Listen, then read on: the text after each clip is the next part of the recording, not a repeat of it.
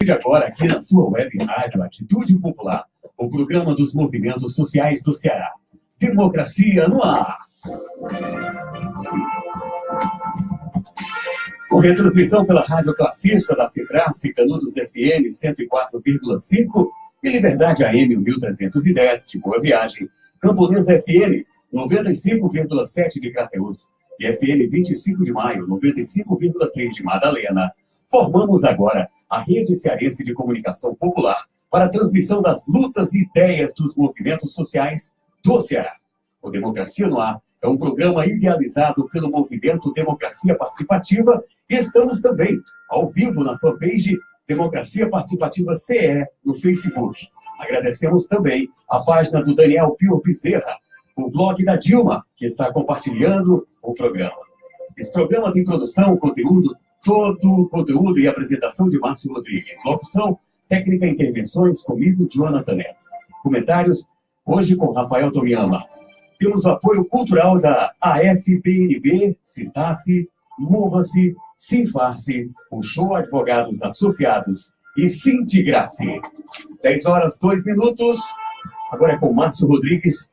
É a primeira edição do programa de hoje, ao vivo, Democracia no Ar, que está começando. Bom dia, Márcio. Bom dia, Jonathan. Obrigado, Jonathan Neto. Amigos ouvintes, estamos começando Democracia no Ar pela sua web rádio Atitude Popular, o espaço dos movimentos sociais do Ceará. Obrigado pela audiência e pelo apoio da AFBNB, Mova-se, Sintigrace, Sinfarce, Sintaf e o Show Advogados Associados. Estamos em rede de comunicação popular via rádio e também no ar, ao vivo, nas páginas do Facebook, Democracia Participativa CE e da rádio Atitude Popular. Afinal, Democracia no Ar é um espaço para dar vez e voz aos esquecidos e criminalizados pelos meios de comunicação tradicionais. Aqui os sindicatos e as organizações em defesa do meio ambiente, os movimentos por direitos humanos e os defensores dos direitos difusos serão ouvidos e poderão se manifestar de maneira livre e independente. Ouvir representantes de minorias e ampliar a voz de quem não possui um canal de comunicação. Entra no ar agora. Democracia no Ar. Na edição de hoje, vamos receber o nosso comentarista de toda segunda-feira, Rafael Tomiyama. Bom dia.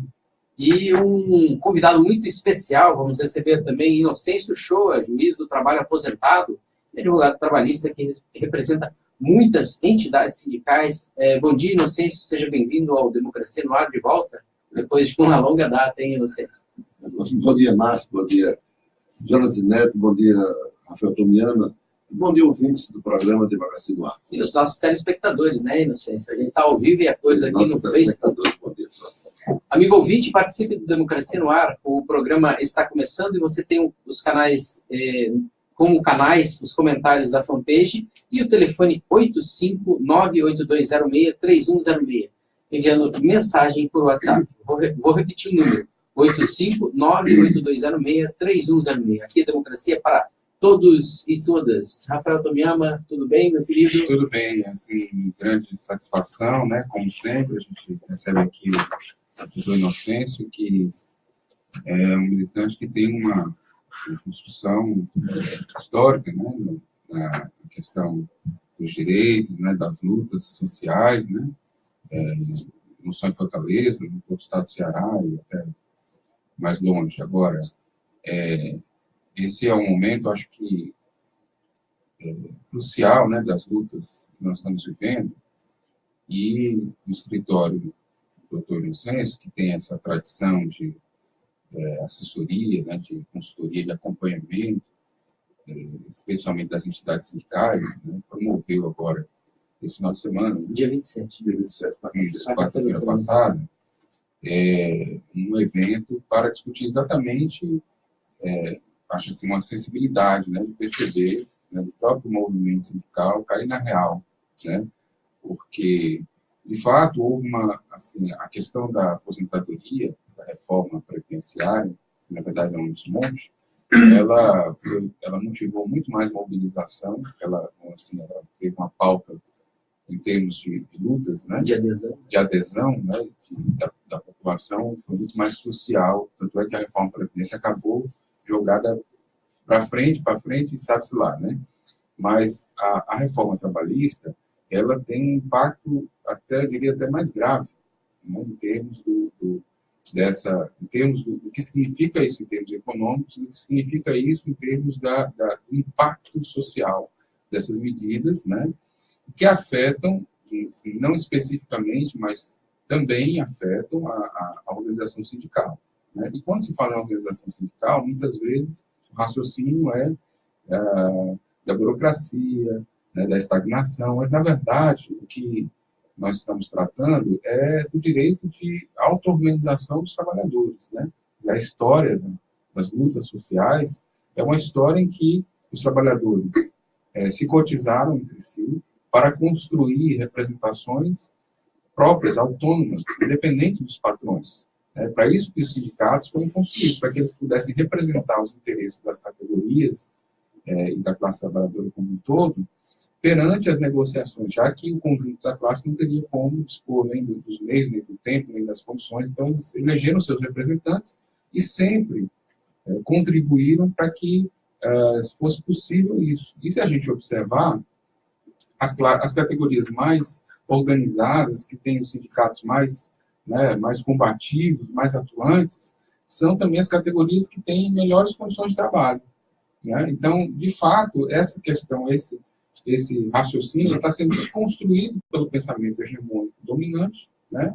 E a reforma trabalhista vem nessa construção, né, que não é uma reforma, é um desmonte da CLT, ela vem nesse sentido do que está sendo, né, o que está em curso, do que nós denominamos, né, corretamente um golpe, né, em curso no país, o golpe de 2016. Um golpe contra a classe trabalhadora. E para reagir a esse golpe, o doutor Inocêncio comandou na última quarta-feira um encontro bastante significativo, né, Inocêncio?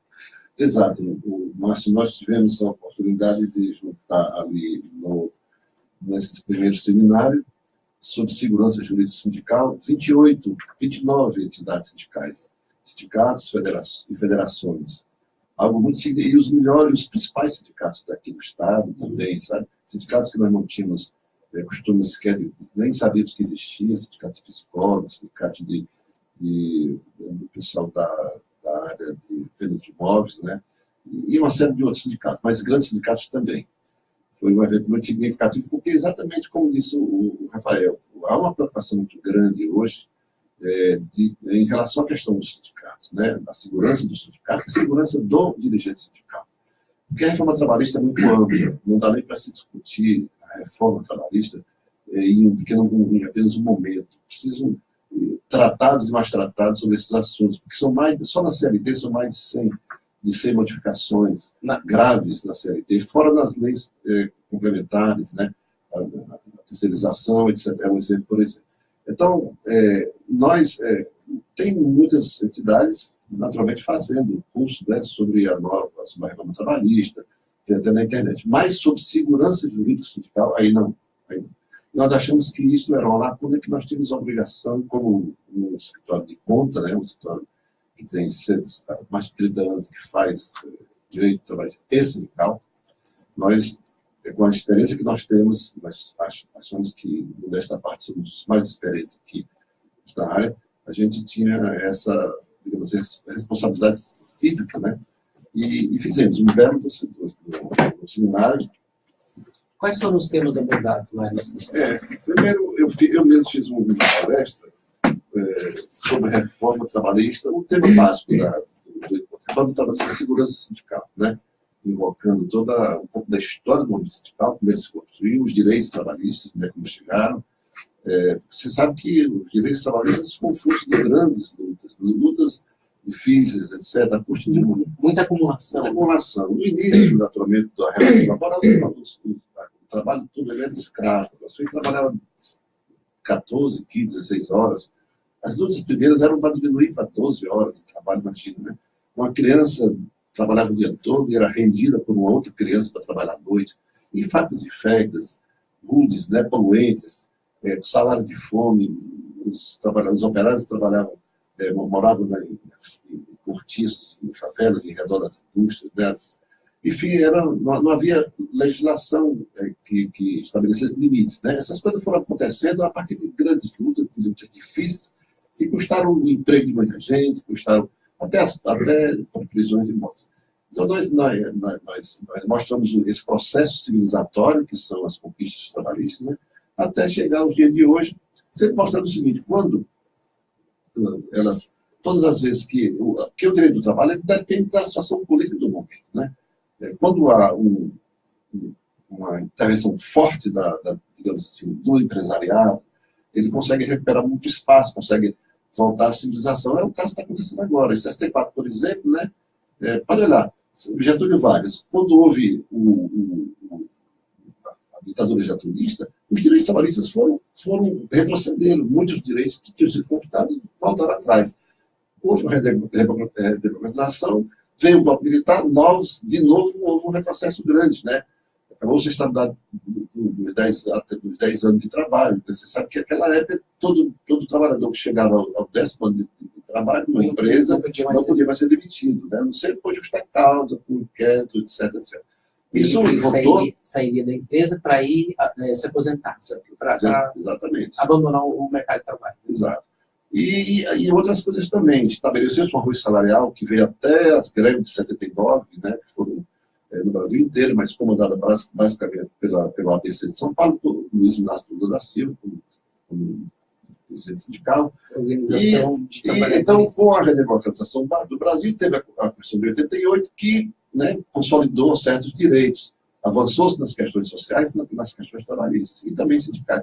Agora, com esse golpe de 2016, também, então, os trabalhadores receberam um novo golpe. Retrocedeu muito. Que já vinha se pronunciando antes, né? As decisões dos tribunais já haviam, e também projetos que tramitam na área legislativa do Senado e da Câmara, já estavam pronunciando determinadas modificações negativas para os trabalhadores. Mas o golpe, então, consolidou tudo isso. Então, nosso seminário foi um êxito muito grande. Então, teve essa primeira palestra, depois teve uma palestra especificamente sobre financiamento sindical, reforma trabalhista e financiamento sindical, porque a reforma trabalhista, ela acaba com o imposto sindical obrigatório, né? Aquela contribuição que os sindicatos recebem uma vez por ano dos trabalhadores e tal. Há uma discussão se isso realmente é positivo ou negativo. Mas o fato é que muitos sindicatos dependem dessa arrecadação para poder se manter em atividade. Sim. E uma das formas de golpear o sindicato é também tirando o meio de subsistência dele. Então, isso precisa ser uma reflexão sobre isso. Também uma outra palestra foi dada pelo promotor de justiça, doutor Edson Mendes, sobre direito penal e militância sindical. Por quê? Porque quando há um recrudescimento, quando há uma ditadura militar ou um recrudescimento, como tem agora no golpe, os trabalhadores, o sindicato também é golpeado. E os dirigentes também. E agora mesmo na greve última, que teve a greve geral, que teve agora, acho que em abril, você viu claramente os militantes, os dirigentes sindicais sendo acossados, ameaçados de prisão e tudo mais. E podiam ser presos também. Então, essa discussão foi muito importante. E, por último, sobre a estabilidade sindical na nova legislação pós-reforma. Esse foi um tema para a palestra de um juiz de trabalho, que é o dirigente nacional dos juízes, e também um debatedor também juiz de trabalho. Enfim, foi um momento muito importante. Acho que a gente fez um belo reflexões, e a ideia é que essas coisas sejam cada vez mais aprofundadas, debatidas, para que os dirigentes sindicais, o movimento sindical e os trabalhadores percebam a diferença que está havendo antes do golpe e depois do golpe, que são realmente diferenças muito significativas. Rafael? Eu acredito que, pela qualidade, né, do debate que foi proposto, eu acho que realmente são reflexões muito pertinentes, né, para o conjunto do movimento sindical, mas para o conjunto dos movimentos sociais de uma forma geral, né? Quer dizer, de fato, há um problema significativo em relação à organização sindical, né? Porque também há deformações como em qualquer estrutura de construção. Tem um comentário aqui do Charles Andrade, né, dizendo exatamente isso: a burocracia tomou conta dos sindicatos e os sindicatos estão burocratizados. Não sei o que exatamente ele quer dizer com isso, mas eu acho que é algo que a gente pode refletir e que deve ter sido discutido e debatido lá no seminário. Né? Posso falar sobre isso? de fato, é uma discussão, é uma reflexão que eu mesmo tenho colocado bastante. É preciso que os sindicatos se renovem também. Viu? Os sindicatos, já há longo tempo, desde a pós-anistia, né, pós-Constituição de 88, quando eles se renovaram, não havia... Você sabe que em 1964 o governo interviu dos sindicatos e nomeou diretores pelegos e tal, que permaneceram aí até por volta de 79. As greves de São Paulo, operários de São Paulo, no Brasil, de 79, que foram comandadas basicamente pela região ABC, elas produziram, entre outras coisas, né, um grande avanço, uma renovação muito grande do sindicato. Muitos dirigentes sindicais pelegos caíram logo em seguida, que apareceram, surgiram a partir dali a dinâmica produziu novas lideranças, novos sindicatos, novos trabalhadores se organizaram para tomar suas diretorias penegas, e os sindicatos, então, ficaram, digamos, houve uma renovação muito grande. Mas, ao longo do tempo, a coisa se acomodou, especialmente depois que o PT chegou no governo. Por quê? Porque as coisas aconteceram, né? Muitas conquistas foram se concretizando, houve uma certa estabilidade, o sindicato não era mais perseguido, então houve um momento de bonança, digamos assim, e isso não é bom, porque há uma acomodação natural. Mas isso é apenas uma parte da questão. O que nós colocamos, a nossa preocupação era no outro sentido, era discutir mesmo os golpes que o sindicalismo está recebendo, que o trabalhador está recebendo, e por via de consequência o próprio sindicato também. Por exemplo, o direito de greve. Né? O direito de greve, ele foi... que é um direito que historicamente tem sido muito combatido, né? A greve no início do processo das relações laborais era um desacato ao patrão. Não tinha regulamentação sobre isso. A greve era um desacato. Por isso que era um caso de polícia. Depois ele foi sendo normatizado, veio a Convenção 87 da OIT, a Organização Internacional do Trabalho, que é uma espécie de ONU, né, das relações de trabalho, e a CLT estabeleceu determinadas regras.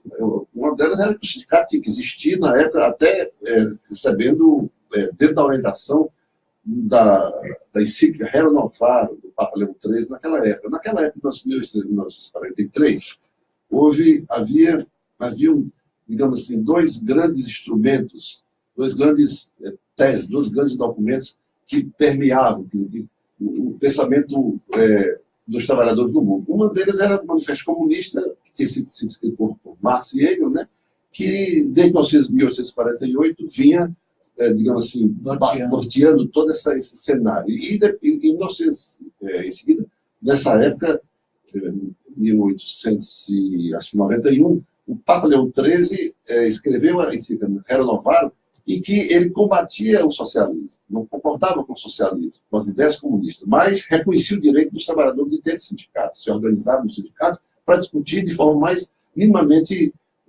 reforçada dos seus patrões. Pois é, a Comissão 87 seguiu essa narrativa, né? Escreveu dentro dessa lógica que os trabalhadores tinham o direito de se organizar em sindicato. Mas isso tem sido combatido. O próprio Brasil não subscreveu no primeiro momento a Convenção 87. Veio subscrever no governo Lula. No governo Itamar Franco. Mas o governo Fernando Henrique Cardoso retirou a subscrição do Brasil da Convenção 87 exatamente para poder não ter as obrigações internacionais, se desobrigar das suas relações com a Unesco, com a OIT, e poder, inclusive, golpear o sindicato. Por isso que isso foi o motivo. Essa foi, digamos assim, a senha para que ele pudesse propor, logo em seguida, uma mudança gravíssima na legislação, que é a questão do negociado sobre legislado. Né? Quer dizer, retirando completamente, negociado sobre legislado, o que é? É o direito, a supremacia do acordo coletivo do empregado com o empregador sobre a regra da CLT. Afasta a lei da CLT e vale a negociação com o trabalhador, com o patrão. Mas como se o patrão é mais forte? E desconsiderando, desprestigiando sempre o sindicato.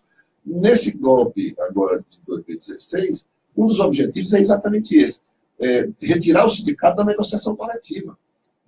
Eu quero dizer o seguinte: como retirar? Retirar e privilegiar a negociação extrajudicial, os chamados tribunais administrativos.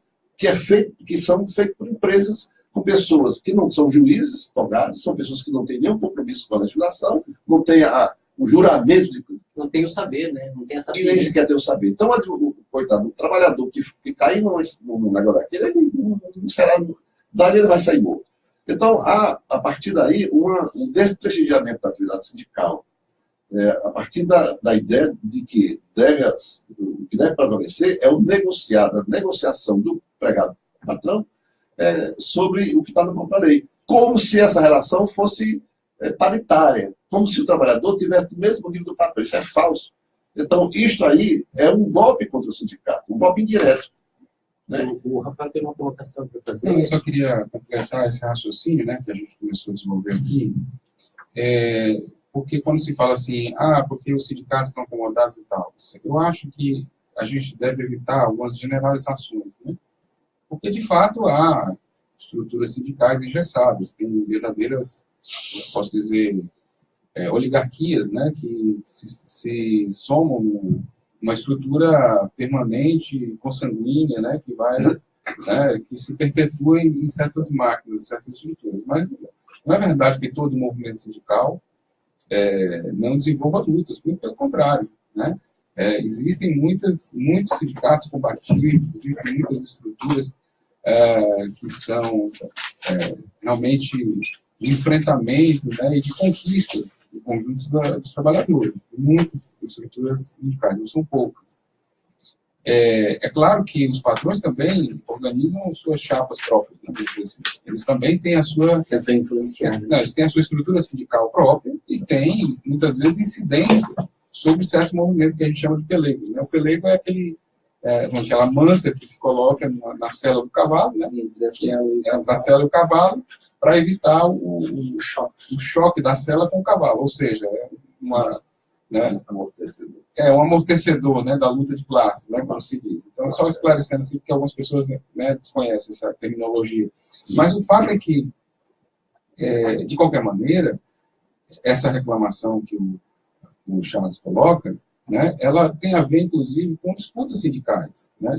Existe a oposição sindical, existe uma construção, né, muitas vezes, em que há questionamento, em que há essas visões diferentes dentro do movimento. Acho que isso é uma coisa. Ou seja, o que eu quero dizer é o seguinte, é que cabe aos próprios trabalhadores identificar os seus instrumentos de luta, construir esses instrumentos de luta. Não uma legislação que vem de cima para baixo, rebaixa por baixo o papel dos sindicatos, né, coloca todo mundo numa vala comum. Né? Eu digo assim, porque esse discurso de há males que vem para bem, né? Essa ideia de que, não, agora o movimento sindical vai se renovar, quer dizer, existe muita luta sindical dentro das estruturas como estavam colocadas. Não que elas fossem ideais, não que elas não precisassem de ajustes, mas os ajustes que foram feitos, eles vêm, a revelia vem no sentido contrário, eles vêm exatamente no sentido de desmontar a capacidade organizativa da classe trabalhadora. O Andrade Charles, ele mandou aqui algumas mensagens bem longas, né? Mas resumindo, ele está informando que os trabalhadores em educação lá de Maracanaú estão entrando em greve, que é uma disputa entre a APOC e a Suprema, né? Se eu não me engano, Suprema é o sindicato lá de Maracanaú. E ele diz o seguinte: o prefeito que tinha maioria na Câmara de Maracanaú, em último ato, aprovou alteração no plano de cargos e salários, a maldita PEC não implantou o PCCS da categoria em substituição ao plano defasado. A categoria entrará em greve para lutar tanto pela implantação do PCCS como a exigência contra o prefeito que ele limite seus gastos. Ele está fazendo alguns comentários e está trazendo exemplo, por exemplo, de duas entidades que a gente pode considerar entidades de representação e de luta. É verdade, mas, veja, porque de fato existe esse... Primeiro, fazer uma alusão aqui, o Rafael colocou. Realmente, nós não podemos cair, infelizmente, às vezes a gente cai, eu mesmo caio agora, na generalização. Não são, claro, todas as entidades que estão, digamos assim, desgastadas e acomodadas. Não, de jeito nenhum. Existem, dentro do movimento sindical, entidades fortíssimas e mobilizadas. Aliás, a FETRANS é uma delas, né? A Federação dos Trabalhadores Municipal. Gosto muito, sou advogado deles, mas não por isso estou dizendo isso aqui. realmente eles são muito organizados, muito preocupados com essa questão da, digamos assim, da consistência, inclusive teórica, ao seu movimento, às suas entidades sindicais de base. E de luta. No Maracanã não existe isso, mas é que a FETANSE, algumas atividades da FETANSE, digamos assim, parte da atividade do sindicato do Supremo, por exemplo, também pode ser exercida pela associação da PEOC. Mas o Supremo é mais amplo, ele envolve todos os trabalhadores do município, do setor municipal, todos eles, não só professores, como servidores, inclusive de outras áreas também, todas as áreas. Mas, enfim, o importante é que eles possam fazer uma greve, uma movimentação consolidada. E não está fácil, não. Esse é um dos aspectos que nós tratamos no nosso seminário. Porque, exatamente, é uma dúvida que paira no ar depois dessa deformação da legislação trabalhista, como que o trabalhador do serviço público vai se defender? Pois é, porque, veja, em 2013, o Supremo Tribunal Federal, por uma decisão do ministro Toffoli, reconheceu aos servidores públicos o direito de greve e impediu, por decisão dele, que depois foi replicada pelo ministro Lewandowski, numa outra decisão, e depois pelo ministro Fachin. São 3 decisões, assim, uma atrás da outra, consolidando o direito de greve do servidor público e mais, dizendo que, impedindo que o desconto do corte de ponto e o desconto do salário. Né? Claro, sobre a alegativa, sobre a justificativa de que realmente, se você desconta o salário do trabalhador em grevista, você está aniquilando o greve. Porque ninguém subsiste sem salário. Mas, em seguida, o próprio ministro Toffoli, em 2015, antes do golpe, 2015, final de 2015... Já às vésperas do golpe. Já em 2015, ele toma uma decisão totalmente contrária no caso na greve dos servidores da saúde, servidores do Hospital das Clínicas de Ribeirão Preto, lá em São Paulo. Servidores da saúde do Hospital das Clínicas da Universidade de São Paulo, da USP em Ribeirão Preto, entraram em greve. E o Tribunal de Justiça, o Tribunal Superior do Trabalho, determinou que 70% dos trabalhadores tinham que voltar para o trabalho. Tinha que assegurar o trabalho de 70%, que não é pouco, né?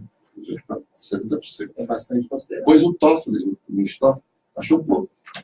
E a partir daí mudou radicalmente a sua posição, dizendo que não.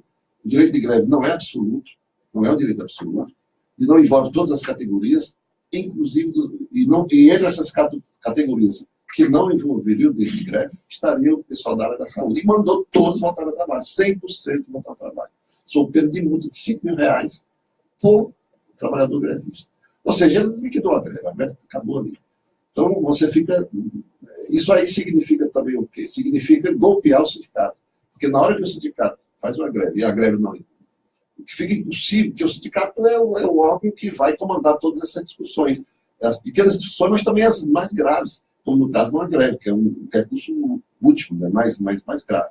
Então, se o sindicato não tem mais a capacidade de organizar uma greve, porque o trabalhador não vai aderir, porque vai perder o salário, enfim, pode ser demitido, pode até dar justa causa do caso servidor público, então o sindicato vai perder apoio popular pela sua base. Então, é uma forma indireta também de golpear o sindicato. Isso se consolida claramente no golpe de 2016, onde a legislação é claramente desfavorável. Mas isso também, não estou dizendo que os trabalhadores, não quero desestimular os trabalhadores do Maracanã em lugar nenhum, pelo contrário.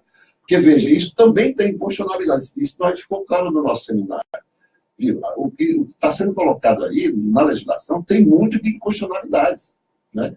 O sindicato está na Constituição, artigo 8º, com cláusula pétrea, que o sindicato tem necessariamente que participar das negociações coletivas. Então, qualquer negociação, acordo coletivo, acordo individual, ou mesmo de uma pequena coletividade dentro de uma empresa ou no serviço público, ela será nula de pleno direito se não tiver o assentimento sindical.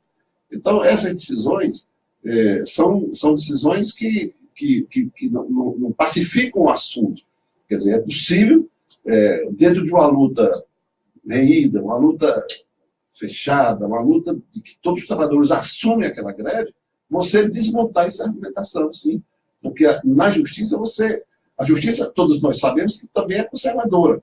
Mas a justiça também é conservadora no momento em que as coisas estão tranquilas, mas na hora que os trabalhadores vão para a luta, já se provou na prática que isso consegue modificar muitas coisas. Então, os trabalhadores têm que se manter firmes, sim, e, claro, usar o instrumento da justiça como um instrumento acessório. O importante é a mobilização, é a greve em si, e a justiça se combate também. Vamos para um breve intervalo, e nós já retornamos agora a ele, o homem da posse de ouro da Atitude Popular, Jonathan Neto. Democracia no ar. 10h31. Estamos ouvindo, conferindo o programa Democracia no Ar, que é o espaço dos movimentos sociais do Ceará. Temos o apoio cultural da AFPNB, Mova-se, Sintaf, Sinfarce, Puxou Advogados Associados e Sintigrace. Estamos ao vivo nas emissoras da Atitude Popular, Rádio Classista, Liberdade AM de Boa Viagem, Camponês FM de Crateús e 25 de Maio FM de Madalena. Logo mais, a Canudos FM de Boa Viagem vai reprisar esse programa para você na íntegra. Estamos ao vivo na página Democracia Participativa CE, do Facebook, na página do Daniel Pio Bezerra, o blog da Dilma, e outras páginas pessoais que estão compartilhando o programa Democracia no Ar. A você, muitíssimo obrigado, tá bom? Pelo compartilhamento, pelas perguntas. Enfim, fique à vontade, esse programa é feito para você. O programa Democracia no Ar é uma realização do movimento Democracia Participativa. Agora, 10h32, voltamos com a segunda parte do programa de hoje, Democracia no Ar. Márcio. Obrigado, Jonathan. Centenário da Revolução Russa, 100 anos, 1917 e 2017. Hoje não, amanhã, dia 3 de outubro, às 19 horas, no Sindicato dos Engenheiros de São Paulo, vai ser recebido o italiano estudioso de Marx, Domenico Lossurdo. Ele estará lá para fazer uma palestra onde vai demonstrar, né, tudo aquilo que a Revolução trouxe de positivo de 1917 até 2017. Não sei se também no Rio de Janeiro tem um grande ato nacional, né, em relação às medidas que estão sendo tomadas, né, especialmente em relação à questão da Petrobras, né, das privatizações, das ameaças em relação ao patrimônio petrolífero do país. Não sei se a gente está aqui conversando a respeito da reforma trabalhista, né, que foi uma deformação na legislação que defendia os trabalhadores, agora está defendendo só o empresariado. Os riscos saindo das mãos dos empresários foram todos para a mão dos trabalhadores. Eu tenho aqui algumas perguntas. A Justiça do Trabalho foi chamada recentemente por Gilmar Mendes de, abre aspas, laboratório do PT, fecha aspas.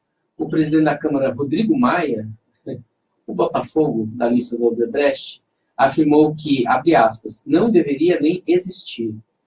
De onde vem esse ranço, Inocêncio, você que é uma pessoa extremamente vivida e experiente? Esse ranço expressa, né, a opinião do empresariado.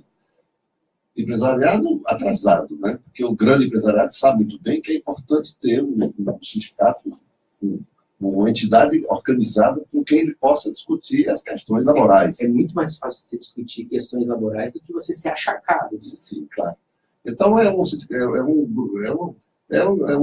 são opiniões que, digamos assim, que representam ideias do início da industrialização, século XVII, XVIII, século XVIII, século XIX, são terríveis. Né? Mas o próprio Fernando Henrique Cardoso, não sei se as pessoas sabem, tentou acabar com esse trabalho. Ele conseguiu encaminhar houve uma discussão clara, tanto em relação à questão do negociado sobre o legislado, como também da própria Justiça do Trabalho, que não se acabou, não foi extinta, por força do movimento sindical, naquele momento muito mobilizado, do movimento dos servidores da Justiça do Trabalho e dos próprios juízes do trabalho, né, que nós fizemos, eu estava na magistratura nativa na época, nós fizemos a primeira greve, aliás, a primeira e única greve do magistrado do Brasil contra a extinção da Justiça do Trabalho. Então, é um velho desejo desse empresariado mais atrasado, mais retrógrado, que gostaria de que as relações de trabalho voltassem à escravatura. Mas é complicado, né, voltar. Já que a gente está falando de atraso, eu tenho uma lembrança a todos que estão aqui nos acompanhando. É muito importante que as pessoas também vão à Assembleia Legislativa agora de manhã, porque lá está sendo discutido o projeto da escola sem partido. Numa audiência pública na Assembleia Legislativa, começou às 9 horas da manhã e parece que está tendo bastante reação aí dos movimentos sociais, da classe estudantil, dos professores, e parece que vai ter um embate bastante acirrado lá na Assembleia Legislativa, e já está rolando. Rafael? Esse projeto da Escola Sem Partido, a propósito, né, não é a questão partidária propriamente. Né? O que ele propugna é uma escola sem pensamento crítico, né, sem a capacidade de discernimento, que cabe a qualquer cidadão. Né? E, ao mesmo tempo, parte da mesma origem, né, uma defesa, né, mesmo até do pensamento religioso. Né? Quer dizer, ao mesmo tempo, cerceia a liberdade de expressão, né, e, ao mesmo tempo, utiliza o argumento da liberdade de expressão para impor-se perante o que deveria ser o pensamento laico. Né? Bom, enfim, esse é o debate que se faz. Isso retrocede aí no século XIX, né? É verdade. Antes do iluminismo. Eu queria retomar aqui esse nosso raciocínio um pouco acerca do papel do judiciário, né, nessa história, porque o que a gente tem visto, né, você, por exemplo, Inocêncio citou um exemplo em que a greve dos trabalhadores ela acaba esbarrando sempre na questão judicial.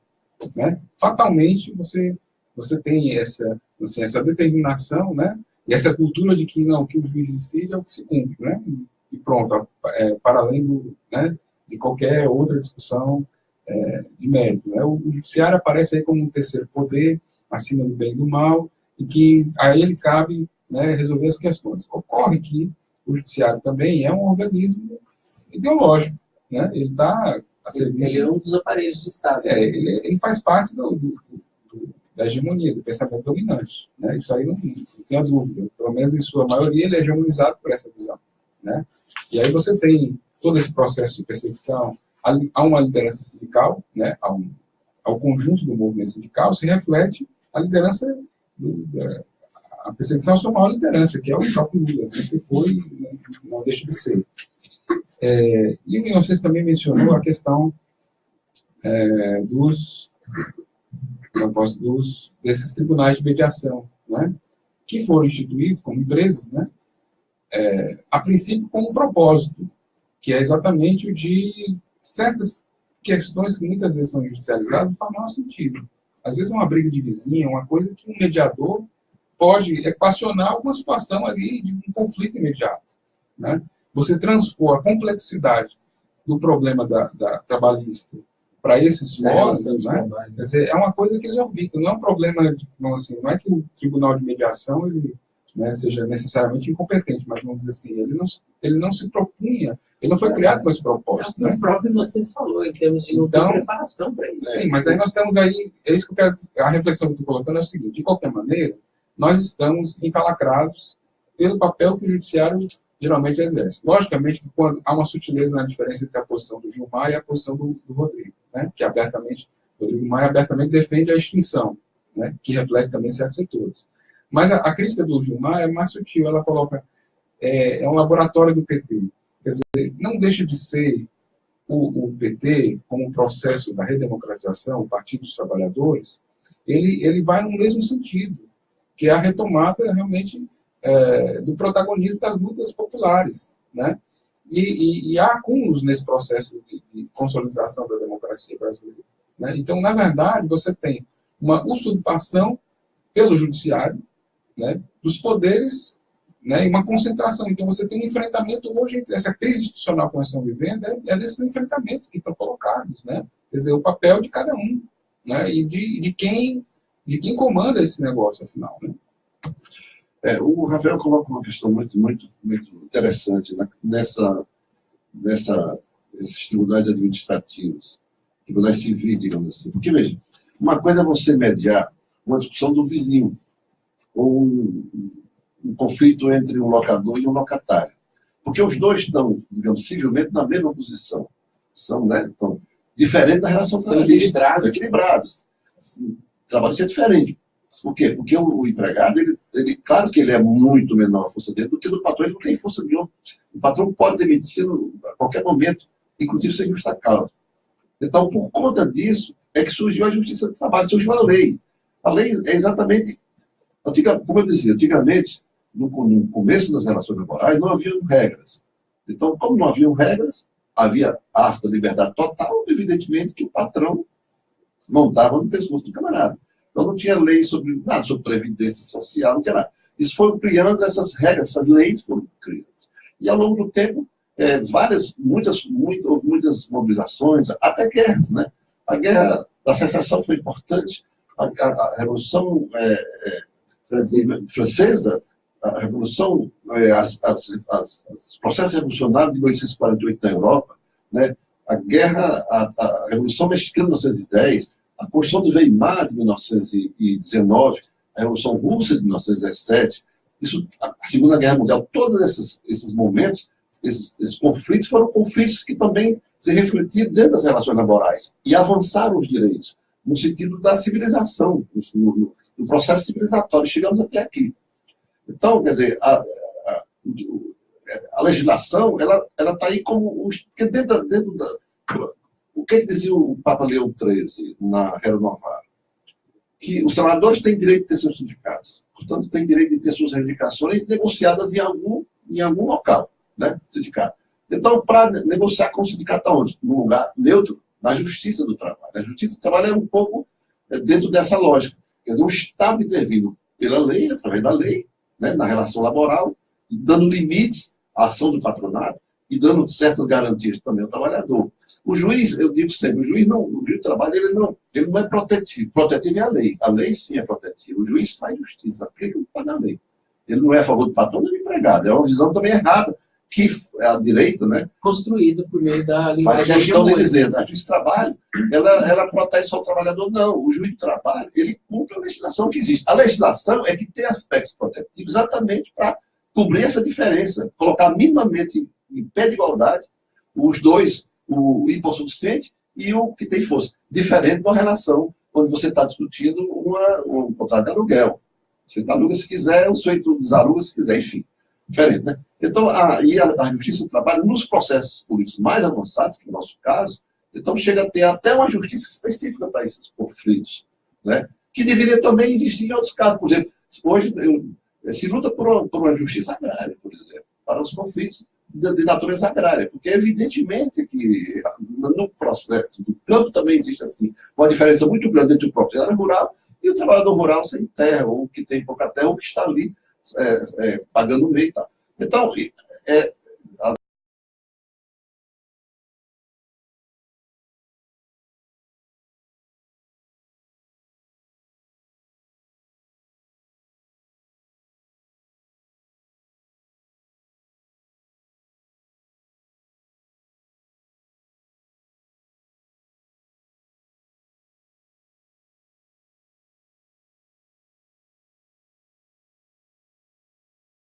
é verídico ou não, e trabalho aí para a PO e para o Supremo, né? Agora, retornando um pouco à nossa discussão, nós tivemos uma greve dia 28 de abril de 2017 que paralisou o Brasil, com cerca de 50 milhões de trabalhadores parados. Adesão em massa nos grandes centros, logo depois, no entanto, a classe trabalhadora arrefeceu. A união demonstrada à época se dissolveu e alguns atores presentes em 28 de abril não aderiram à greve do dia 30 de julho. Como fazer esse enfrentamento ao capital com forças progressistas separadas, né? Não tão unidas quanto o desafio nos coloca agora, Inocêncio? Aí nós passamos para um plano mais político, né? Estratégico, que isso aí depende é uma velha relação à luta de classes, né? Você tem, de um lado, um proletariado que deve procurar formas de se organizar, fortalecer sua organização, seus processos organizativos para avançar e ter força política suficiente para enfrentar o patronato, inclusive no legislativo. Foi importante esse período em que a esquerda, né, os democratas, conseguiram chegar nos parlamentos. Por quê? Porque nos parlamentos eles sustentaram, até onde foi possível, né, determinadas posições que antes não e sim, avançou a legislação em relação à questão trabalhista e nas questões sociais. infelizmente, o empresariado se fortaleceu por outro lado e conseguiu dar um golpe em 2016, e é exatamente a partir daí do golpe que está conseguindo torpedear os direitos trabalhistas sociais no país. Né? Todos nós estamos vivendo nesse momento, inclusive também previdenciário. Então, isso é uma relação de força, e quem se organizar melhor, vence. Isso é uma guerra de classes, evidentemente. Quem se organiza mais, se prepara melhor, tem mais chance de vencer. Como... Não, assim, eu queria saber, na verdade, doutor Inocêncio, sobre essa questão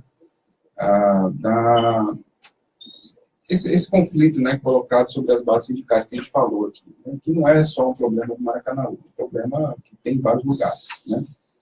Então, a reforma trabalhista, ela se propõe a solucionar isso, ou, na verdade, ela agrava o problema, né? Que essa questão da unidade, unicidade sindical, né? Você, às vezes, tem uma representação de categoria, né? que é múltipla, e a outra questão é que o seu curso, esse momento, ele despertou muito interesse, parece que tem uma demanda, né, reprimida. Vão haver outros cursos desse tipo? Vocês estão pensando em alguma coisa? Eu queria só complementar e perguntar algo bastante prático para vocês responderem, que deve ter sido discutido nesse curso, sobre a ultratividade, que é algo fundamental para que a luta continue. Ela morreu mesmo com essa legislação nova? Essa legislação nova, ela, digamos assim, ela recolhe todas as decisões reacionárias do próprio judiciário anteriores, inclusive uma delas é sobre a ultratividade, e os coloca dentro da nova. O Ministério do Trabalho agora, o Ministro do Trabalho, ele criou um grupo de trabalho especificamente para pegar a CLT e todas as legislações que foram alteradas e consolidar numa nova CLT, uma espécie de nova CLT, não sei que nome vai ser dado, exatamente para colocar aí dentro todas essas coisas. Mas não, a ultratividade é um dos problemas. Mas como eu digo, veja, ultratividade, o que é ultratividade? Qual é o problema? É o seguinte, a convenção coletiva normalmente tem prazo de 1 ano de validade. Então, no final de um ano, o que é que acontecia? Digamos, casos bancários.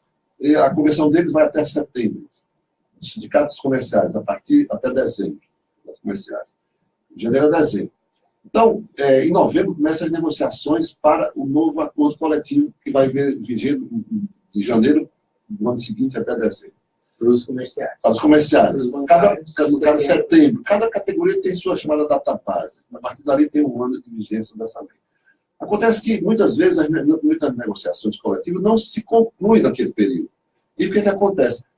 Chegou o dia 1º de janeiro e não se assinou o novo acordo ou nova convenção. Ficam valendo aquelas cláusulas. Então, as decisões dos tribunais, a lei é silente em relação a isso, mas as decisões dos tribunais se consolidaram no sentido de quê? De que até se consiga assinar um novo acordo ou uma nova convenção coletiva, ficam valendo as cláusulas do acordo anterior. Chama-se a ultratividade, né? A ultratividade dessas regras. Pois há uma decisão do ministro Gilmar Mendes, sempre ele, né? Porque essa jurisprudência dos tribunais em relação à ultratividade, ela está consolidada numa súmula do TST, súmula 277. Ela diz exatamente isso. Até que se assine um novo acordo ou uma nova convenção, ficam valendo as cláusulas da anterior. Há um confronto entre essas duas legislações, então? Não, o ministro Gilmar Mendes, de uma canetada só, revogou. Ele não tem nem poderes para isso. Revogou a súmula 277. Ou seja, hoje, mesmo independente da reforma trabalhista, hoje já tem esse problema. Quer dizer, agora, só que isso, evidentemente, que isso é inconstitucional. Isso tem inconstitucionalidade. Foi recente, e é claro que isso está sendo discutido e não é uma questão pacificada. Então, ou seja, nós estamos diante de uma situação muito grave, né? Mas os trabalhadores têm que partir para a sua defesa, ir para as ruas, ir para a praça, ir para lutas e utilizar os instrumentos jurídicos à disposição, né? Para que dê suporte a essas questões. Eu sempre digo, essa reforma trabalhista, ela realmente traz muito dano, mas ela também traz muita inconstitucionalidade e os tribunais vão ter que ver essas questões depois. Não necessariamente está tudo isso pacificado. Entendeu? Existe, por exemplo, um problema gravíssimo. Tem uma decisão, tem uma senadora chamada Maria do Carmo Alves, do PFL, né, do DEM lá de Sergipe, ela apresentou apresentou um projeto de lei, o C-16 de 2017, que está hoje na Constituição de Justiça do Senado. Esse projeto, ele simplesmente permite a demissão do servidor estável, aspas, por insuficiência de desempenho. Ou seja, ela vai criar um mecanismo de avaliação do servidor anual. Ela queria semestral. Mas o senador, que é o relator, o senador Lazier Matos, achou demais a dose, disse, não, vamos fazer anual. Então, anualmente, vai ter uma comissão de toda a repartição pública que anualmente vai reanalisar a situação de todo servidor e permitir a demissão do servidor. Veja que o servidor tem estabilidade a partir do 3º ano de trabalho. Ele pode ser demitido por insuficiência de desempenho. O que é isso? Não sei. O que é isso? Veja uma coisa mais ampla do que isso. Isso sabe o que é mesmo, né? O que se quer mesmo é demitir o servidor que incomoda a administração. Demitir o dirigente sindical, né? O militante sindical, aquele servidor que não concorda com aquele que está sendo colocado, que discorda do prefeito, que discorda do governador, né? Então, quer dizer, são situações. Por isso que o nosso seminário despertou tanto interesse, porque, de fato, nós estamos diante de medidas já concretizadas ou em concretização, que realmente produzem uma mudança muito grande da legislação, sempre em desfavor do trabalhador e sempre, digamos, de alguma forma, tentando atingir a força do sindicato. Inocêncio, o Rafael já colocou, eu gostaria de reforçar, já está previsto uma segunda edição desse seminário? Quando é que vai acontecer? Vai acontecer? Como é que é? Olha, como foi o primeiro seminário, quando nós demos essa nomenclatura, é porque a gente, na verdade, pensava fazer já segundo seminário. É claro que nós vamos fazer o segundo seminário, não necessariamente agora. É preciso ter um pouco mais de paciência. A nossa ideia era que, porque esse seminário ele nem foi muito divulgado, nós não colocamos na internet nem nada, porque a gente queria fazê-lo só dirigido aos dirigentes sindicais. E se a gente abrisse muito, iam aparecer as pessoas, advogados, militantes, estudiosos. A gente queria só dirigente sindical. Mas a ideia é que a gente possa fazer um segundo seminário, agora mais organizado, porque aí nós temos uma experiência, aí sim, não só para dirigentes sindicais, mas também para advogados, para sociólogos, procuradores, para... O próprio pessoal do Ministério do Trabalho sim, também precisa. Sim. E aí fazer uma coisa mais ampla, digamos assim. Mas não necessariamente sobre reforma trabalhista, nem previdência, porque tem muitos seminários sendo feitos em relação a essas questões mais genéricas. Especificamente sobre essas questões sindicais, Toniana, que são mais estratégicas. Porque essas sim são estratégicas. Golpeia a classe trabalhadora diretamente, ela como classe, como coletividade, não o indivíduo que luta. Rafael? Perfeito. A gente acho que só tem aí a agradecer, né, a participação do Inocêncio, muito qualificada, né? O nosso programa aí tem tido um bom desempenho, hoje, excepcionalmente também, tivemos aí uma grande audiência, agradecer a audiência, né, especialmente de quem sempre participa, como a Beth e o Charles, né? O Charles, inclusive, nos trouxe aí questões importantes de Maracanaú, queria fazer uma saudação especial a ele, o pessoal que está na construção da greve lá em Maracanaú, né, e toda a luta do pessoal da educação, no momento em que a classe trabalhadora, de conjunto, sofre seus ataques, né, e nós aqui na nossa trincheira, divulgando e fazendo, exatamente, fazendo também a nossa defesa. Nós estamos chegando na reta final, eu não sei se a gente tem aqui agradecer, né, a sua disponibilidade de vir aqui conversar com a gente a respeito desse seminário, não sem deixar um espaço no qual você também vai se colocar aí a respeito de como que você, como organizador, viu esse seminário e qual o segredo que a gente pode tirar da cartola para fazer o enfrentamento dessa atual situação. Olha, primeiro eu quero agradecer muito o convite de vocês aqui para participar do programa, porque de fato a gente, digamos assim, nós fizemos realmente um belo seminário e a gente gostaria realmente de divulgar, agora sim, colocar na internet e tudo mais. Muito agradecido pela atenção de vocês, saber que parece que teve uma boa audiência, mas eu queria aproveitar para, me referindo em relação à questão que o Charles colocou, a questão de ter duas entidades, né, a PEOC e os sindicatos, o Supremo, que é o Sindicato dos Servidores Municipais, envolvido nessa questão, dizer o seguinte, o Charles, essa não é uma questão nova, essa questão antiga. Aliás, a própria CLT, quando a CLT não, a própria Convenção 87 da OIT, quando ela foi criada em 1943, com a OIT, enfim, quando ela foi instituída, ela refletia essa questão. Porque, veja, eram duas grandes teses que dominavam aquele momento. Era o Manifesto Comunista, né, que pregava o quê? Pregava a organização dos trabalhadores para derrubar o capitalismo e criar uma ordem socialista. E a encíclica Rerum Novarum, do Papa Leão XIII, que dizia, não, nós queremos a mesma relação capitalista, só que com direitos dos sindicatos, dos trabalhadores e tudo mais. Isso se refletiu na nossa consolidação. Por quê? Porque os socialistas entendiam que o sindicato devia ser único, a questão da unicidade. Enquanto que os que adotavam a tese da Rerum Novarum cristã adotavam a pluralidade sindical. E essa pluralidade, inclusive, já houve no Brasil, na Constituição de 30, que veio logo em seguida ao Getúlio, no primeiro momento da redemocratização, que depois foi revogada no próprio Getúlio, em seguida, no governo do Marechal Dutra, que tinha sido ministro da guerra do Getúlio e tal.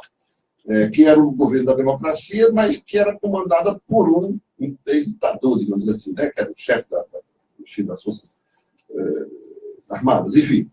Então, a CLT, ela incorporou essa posição da unicidade. Naquele momento, vigiou a tese da unicidade.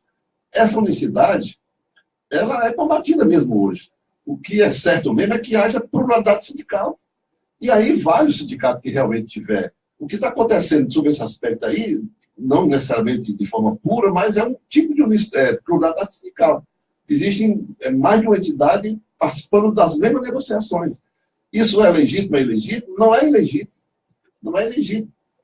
Aí é uma questão concreta que o momento popular, o momento sindical, os trabalhadores vão ter que decidir, realmente. Mas não se aperreie, não, porque as grandes teses são no sentido da pluralidade sindical e não da unicidade sindical. E a unicidade sindical, inclusive, na prática, ela serviria também, por isso que era adotada também pelos socialistas e comunistas, porque permitia ao governo, no caso, na União Soviética, controlar o sindicato. Porque tinha unicidade, era só um sindicato, você sabia que eram os dirigentes. A pluralidade, ela atendia a um amplo espectro que fugia um pouco do controle do próprio Estado. Tem uma série de situações que envolvem isso daí e que, infelizmente, o nosso tempo não permite. Somente agradecer aqui a atenção de todos, ao João também, e esperar que possamos ter dado alguma contribuição para essa discussão. Obrigado, Inocêncio Shoa, Rafael Tomiano, seu sentido. Obrigado. Bom dia a todos. Agora, às 10h59 do dia 2 de outubro, já estamos em outubro de 2017, a gente encerra mais um Democracia no Ar, convocando ele, o homem da voz de ouro da Atitude Popular, Jonathan Neto, para fazer o nosso encerramento.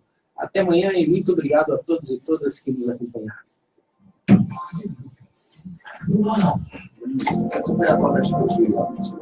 Bem, acabamos de ouvir o programa Democracia no Ar, um programa dos movimentos sociais do Ceará. Temos o apoio cultural da AFBNP, CITAF, Sinfarce, Mova-se, o Show Advogados Associados e Sintigrace. Apresentação, produção, conteúdo, Márcio Rodrigues. Locução e técnica, intervenções comigo, Jonathan Neto. Comentários de hoje com Rafael Tomiano. Agradecemos nossas parceiras, a Rádio Assista, Canudos FM, Liberdade AM, Campodesa FM e 25 de Maio FM. Ainda ao blog da Dilma, ao Daniel Fio Bezerra, página do Facebook. Sendo assim, até amanhã, a gente te convida a uma nova edição, a partir das 10 horas da manhã, uma nova edição do programa Democracia no Ar. A todos, a todas, bom dia, boa tarde, boa noite e até lá. Eu vou mandar para colocar na sala. Eu faço só Se você perdeu o programa Democracia